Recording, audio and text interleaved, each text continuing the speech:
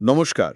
আজ আমরা ফকিরগঞ্জ নিয়ে একটা বেশ আগ্রহ জাগানো তথ্যের উৎসের দিকে নজর দিচ্ছি। হ্যাঁ, নমস্কার। এই উৎসটাকে বলা হয়েছে যে ফকিরগঞ্জের ইতিহাস, সংস্কৃতি এসব নিয়ে যেমন জানা যাবে। তেমনই আবার পুরনো ছবি বা ধরুন দলিলপত্র খুঁজে পাওয়া যেতে পারে, তাই তো? ঠিক তাই।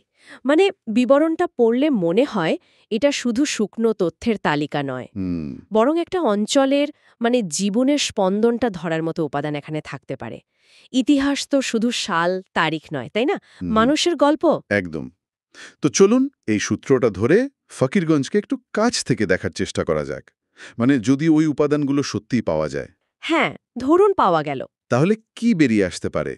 যেমন ধরুন ইতিহাসে যদি ডুব দিই, হয়তো দেখা গেল একসময় ব্রহ্মপুত্রের ধারে এই অঞ্চলের ব্যবসা-বাণিজ্যের বেশ রমরমা ছিল। হতে পারে, খুব সম্ভব। পুরনো কোনো খতিয়ান বা চিঠিপত্রে হয়তো সেটার উল্লেখ পাওয়া গেল। ঠিক। হেন ইয়াও ইয়েইসে। মানে ভেরি ইন্টারেস্টিং। হ্যাঁ। আর সংস্কৃতির দিকটা, সেদিকটা যদি দেখি, হ্যাঁ, সংস্কৃতির দিকটা।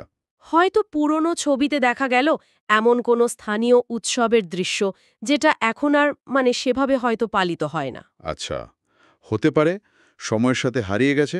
অথবা ধরুন কোনো দলিল থেকে জানা গেল এখানকার কথ্য ভাষায় এমন কিছু শব্দ ব্যবহার হতো যা এখনকার স্ট্যান্ডার্ড বাংলা থেকে বেশ আলাদা। ও আচ্ছা, এই ছোট ছোট জিনিসগুলোই তো একটা জায়গার আসল পরিচয় তুলে ধরে, তাই না? ঠিক বলেছেন, একদম। ছবির কথায় মনে পড়ল, বিবরণীতে পুরনো ছবির সম্ভাবনার কথা তো আছেই। হ্যাঁ, আছে। ভাবুন তো, হয়তো এমন ছবি পাওয়া গেল যা ৫০ বা ১০০ বছর আগের ফকিরগঞ্জের চেহারাটা দেখাচ্ছে। বাহ। আজকের রাস্তাঘাট, বাড়িঘরের সাথে মিলিয়ে দেখলে কেমন একটা টাইম ট্রাভেলের মতো অনুভূতি হবে। ঠিক। হয়তো দেখা যাবে নদীর গতিপথও অন্যরকম ছিল তখন। হ্যাঁ, সেটাও হতে পারে। এই যে চাক্ষুষ প্রমাণগুলো, ছবি বা ধরুন হাতে আঁকা কোনো নকশা যদি থাকে, হুম। সেগুলো কিন্তু খুবই মূল্যবান, খুবই। কেন? মানে কতটা মূল্যবান? আঙ্গুল দিয়ে দেখিয়ে দেয় তা নয়, অনেক সময় ইতিহাসের বইয়ে যা লেখা নেই, যে ফাঁকগুলো থেকে যায়, আচ্ছা, আচ্ছা। সেগুলোও ভরাট করে দেয়। ধরুন একটা পুরনো নকশায় এমন একটা বাজারের উল্লেখ পাওয়া গেল যার কথা কোনো সরকারি নথিতে নেই। ও, এটা তো স্থানীয় ইতিহাসের জন্য একটা বিরাট আবিষ্কার হতে পারে। তার মানে এই সূত্রগুলো থেকে শুধু জানা নয়, ফকিরগঞ্জকে একরকম অনুভব করার একটা সুযোগ তৈরি হতে পারে। একদম।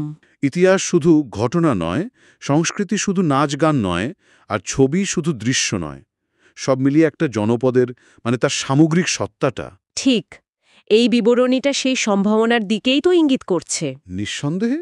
আর হয়তো এই উপাদানগুলো থেকে এটাও বোঝা যাবে যে সময়ের সাথে সাথে ফকিরগঞ্জের মানুষের জীবনযাত্রা, তাদের পেশা, সামাজিক রীতিনীতিতে কি ধরনের বদল এসেছে। হুম। যেমন? যেমন ধরুন পুরনো দলিলে পাওয়া গেল মূলত কৃষি নির্ভর একটা অর্থনীতির ছবি, আর হয়তো পরের দিকের ছবি বা নথিতে দেখা গেল ধীরে ধীরে ছোট ব্যবসার প্রসার ঘটছে। আচ্ছা, এই পরিবর্তনটা। হ্যাঁ, এই ধারাবাহিকতাটা ধরতে পারা খুব জরুরি একটা অঞ্চলের বিবর্তন বোঝার জন্য।